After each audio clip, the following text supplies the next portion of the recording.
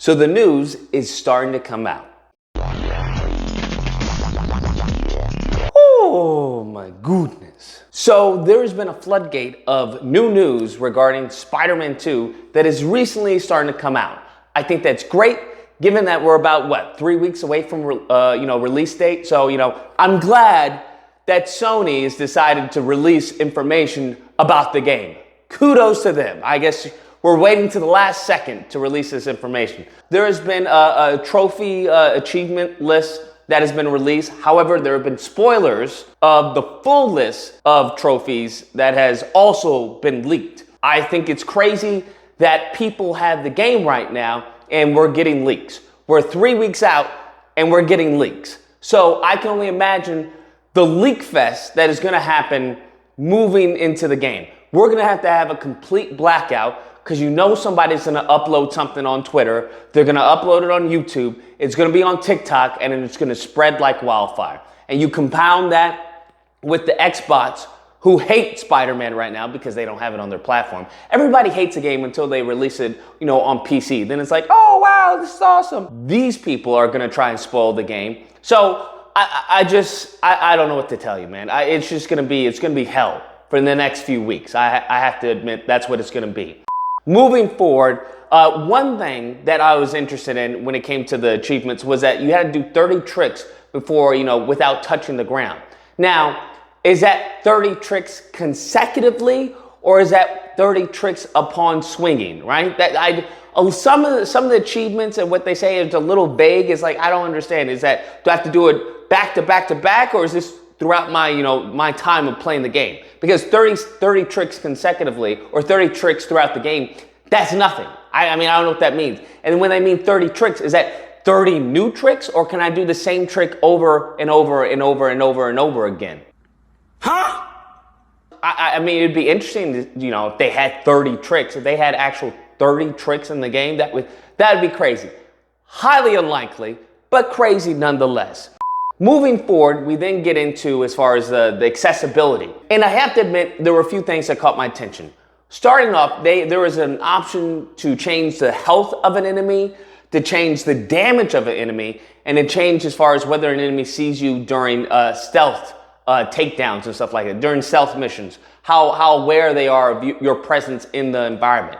Now I'm thinking to myself, that's kind of cool, right? We haven't had that in a Spider-Man game before. I think that's pretty awesome because now it allows people to play the game how they want to play it, right? So if I want to have an enemy who has crazy damage, but also has, little health or moderate health, then I can tweak it, in that regard. I think that's another aspect of accessibility that's pretty cool. It also, allows people to play the game that they want to play to a certain extent. When it comes to the stealth, the same thing, same aspect. Obviously, for the hardcore fans, we will always be pushing that to the max.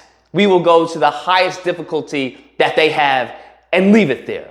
That's what we're gonna do. Damn. There was another option that honestly, it just made me sad. And the reason it made me sad is because it's telling me the type of audience that is playing this game. And that was chase assist. And they go on to state that they added chase assist due to the influx of people saying they couldn't finish the game. And I'm thinking to myself, what type of person do you have to be? Like, you have to be on the spectrum not to be able to play this game and to do chases. Kimmer! Because it's practically automated for you. All you have to do is chase just a few seconds and you'll get a triangle button. And you automatically web zip to the vehicle. You don't even have to land on it yourself. You automatically web zip to the vehicle. So they've streamlined, AKA dumbed down, a lot of the mechanics that weren't there previously. So to hear that there is people complaining about not being able to do chase scenes because I guess the game was going too fast, or they couldn't swing, to the car or something, that's mind-blowing. The fact that they had to create a mechanic, chase assist, you have to do a chase assist, that just lets me know there are a lot of kids playing this game, or a lot of disabled. Kimmer! That hurt my soul, because I was like, oh my God. If this is the audience that we're catering to, no wonder they have to streamline everything. Because you're going to have little Timmy who's like, I can't do this. I can't do this. And little Timmy loves Spider-Man, but, you also don't want to have little Timmy feel incompetent when playing the game. I think that's, also the benefit of the character is that, there's a wide variety, a big target audience of people who love Spider-Man. Everyone from, kids to adults to old people, to the elderly. So when you're dealing with a market like that, that's so eclectic, obviously you're going to have certain accessibility, options like that. But honestly, what I genuinely feel, I feel that we need to have a more mature game. That's what I feel. That's what I would want. Obviously, that's not where they're heading. That's not what they're thinking about. But that's what I would like. I would like a more mature game for a more mature audience. And honestly, the same thing I would like to see in the films. I would like to see a more mature Peter Parker, a more mature Spider-Man dealing with some real stuff like he did in the comics. Last thing on the list, someone got an early copy of the game, was a reviewer, and he posted the start screen of the game.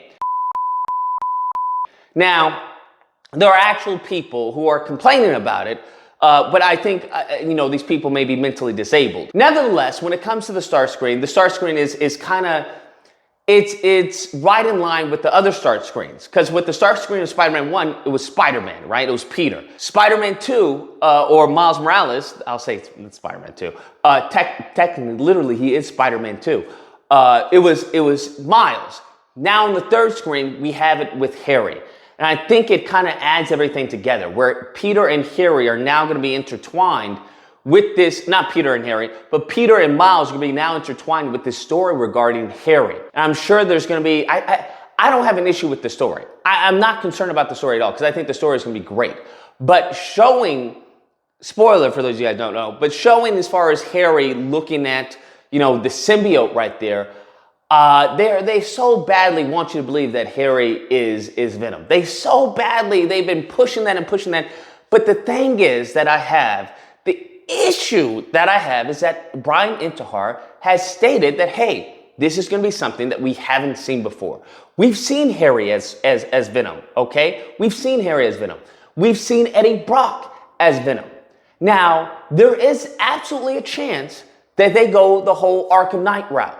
Where people, Rocksteady was like, well, you guys don't know who, the Arkham Knight is. You just have to play the game and find out. And everyone was like, yo, I know who Arkham is. Is this Jason Todd? Is this who this is? So hopefully that's not what they do, where they try to, tell people, well, we're doing something new. And it's like, no, you're not. You're doing the same thing. So I've heard a bunch of theories, hey, it's Peter, it's Kraven.